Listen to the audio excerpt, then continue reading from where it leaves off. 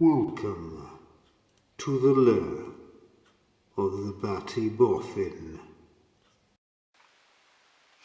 Hi there Batty fans, and welcome to one of the maths videos. In this video we're going to be an introduction to the topic of trigonometry. Now, trigonometry is one of those big words that tends to scare the living daylights out of most people, along with Pythagoras, and think, oh no, it's really hard.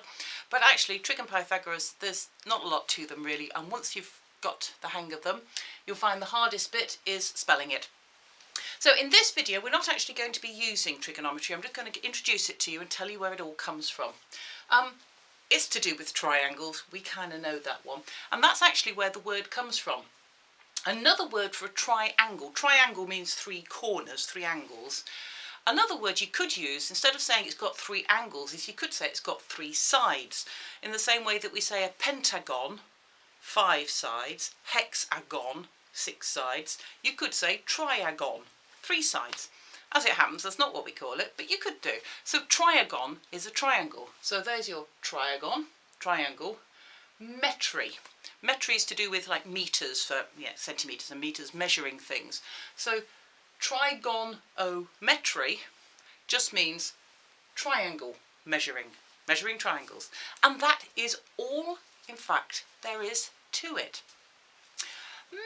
Many years ago, back in the ancient Greeks, the ancient Babylonians, all that lot there, they hadn't got a lot to do, really. There's no TV, no Wii Fit, not a lot to do, really. Nobody had invented pizza. So what do you do with your time? Well, a lot of the time they did maths, actually. Quite a lot of them did maths. And one of the things they wanted to know was, if you've got a triangle, how tall is it? Well, you can have tall triangles and short triangles and fat triangles and thin triangles, but in order to help build some of their fabulous buildings, they actually wanted to know how tall triangles were. And so what they did, some point in time, some poor person who'd really got nothing better to do with their time, drew a whole load of triangles and measured them. Triangle measurement. To make it easier, we say all the triangles have got a longest side of 1 and they've all got a right angle in them. You've got to have a right angle. So you've got a right angle and the longest side is 1, and then you measure that angle and then you measure how tall it is, and you just write it down in a book. These days we have it in a calculator. All that is, it just says whatever the angle is, that's how tall it is. So just for example,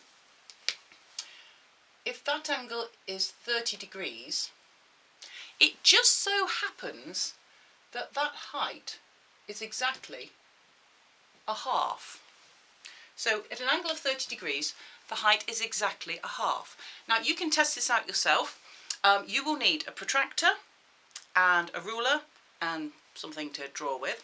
What I'd like you to do is to draw a triangle, get a right angle. If you've got squared paper, that's okay. Lined paper, use the margin and the line. So get yourself a right angle.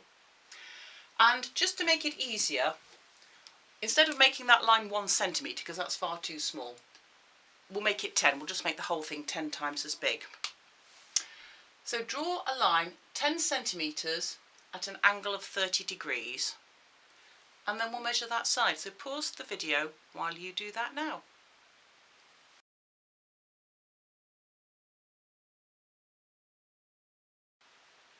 Okay, so hopefully you've drawn your triangle with a right angle and a longest side. We're doing it 10 times bigger than the original triangle, just to make it easy to draw, and an angle of 30 degrees.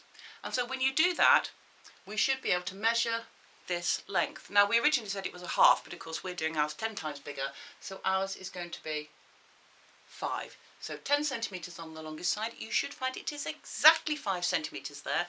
If yours is not exactly 5 centimetres, check your angle and check your right angle. One of those will be off because it will be exactly half. And all that trigonometry is just knowing that if the longest side is 1, then the height is a half. And in times gone past, when my dad was an engineer, he had a book with all these written in. So if the angle's 30, the height's a half. If the angle's 60, the height's 0.866, and all that kind of thing on there. And you just get books of them, just telling you how tall the triangles were. These days we have it typed into a calculator, so when you press one of your sine and cosine buttons, all it's doing is looking it up. And in fact, this one here, the sine, is talking about the height of it. So this here is the sine of your angle, if this is angle A here. The sine just means the height of it. So this tells us that the sine of 30 degrees equals 0.5. Grab a calculator and try that out. Here's my calculator. You don't have to have one in quite such a pink colour. You can have a more butch one if you want, but mine personally is pink. Lots of different calculators. Doesn't have to look exactly like this.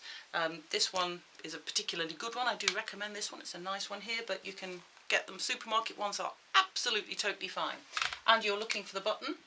Mark that. And some calculators, you will press the sine button and then 30 and then equals. On other calculators, you put in the angle first and then tell it what you want to do.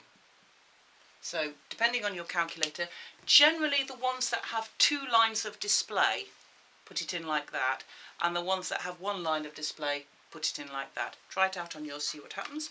So I'm just going to put in, on mine it is the sine of 30 degrees equals, and I get a half out of the end there. Check that with yours, make sure it works. So the sine is just telling you how tall a triangle is. Conversely, cosine, what do you reckon? Cosine is telling you how wide it is. We use cos short. The actual terms are sine, cosine and tangent. Those are the 3 buttons you'll see on your calculators, but we usually abbreviate them to that. Sin, cos, tan, sine, cosine and tangent. So if this is A degrees here, let's turn that into an A so we haven't got real numbers on there.